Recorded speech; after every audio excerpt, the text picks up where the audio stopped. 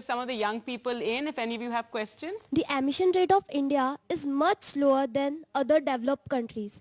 But still, India is targeted. Why? We need to look at where India is in terms of absolute emissions and also per capita. So you're absolutely right. When we look at per capita emissions, we are way, way below the world average. But when it comes to aggregate emissions, that's where we are at number 3. Number 1 is China, then the US, and if you only look at countries, then India. And this is why India is targeted. But if you look at and if you compare emissions between India and China, it's 1/5, both in terms of aggregate emissions and even per capita, it's way, way less.